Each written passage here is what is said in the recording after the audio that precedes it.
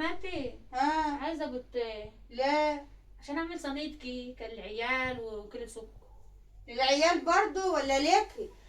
ليه ولا للعيال يا حماتي؟ هتفرق في ايه يعني؟ يا بنت خس شويه، خس شويه، بصي جسمك عامل ازاي. مش مهم يا حماتي اخس، المهم ان انا عازبه جوزي. لا، انت عارفه جارتنا بتقول لي ايه؟ بتقول ايه؟ بتقول لي ابنك ماشي مع خالته. هي خالته دي اختك دي. مو يا مالها قلت يا لها ده حماتي؟ مراته يا مان شافتك من جوزي ظهرك وانا بس. ماشيه في ريحه بيتشرف بيا. شرب بيك على ايه؟ على جمالي. جمالي؟ ايوه. يا بنت انت تخنتي، انت ماشيه جنبه ياما. اللي كاتب كتابي حلو واللي عارفه ابويا يروح يقول لي يا حماتي. ها؟ اه ده رد ده؟ ايوه ده رد يا حماتي.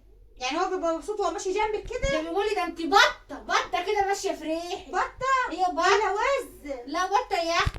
طب لو رحت تجيب فستان للسواريت مثلا، تحضري فرح ولا تحضري حاجه، هتلاقي ده مقاسي؟ هيفصل لي يا حماتي. يا سلام. يا سلام. ايوه هيفصل لي. ما انا قلت لك اهو. ها؟ اللي كاتب كتابي حلو. يا سلام. يا سلام.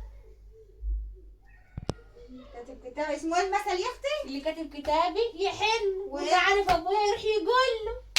ده انت برد. يا باردة. مش عارفه انت عملت له ايه، شكلك عامله له عمل. سحراله يا حماتي. ايه شكلك عامله له عمل. بقول لك انا بطه ماشيه في ريحي يا حماتي. بطه؟ يا بطه. ما شاء الله يا بطه.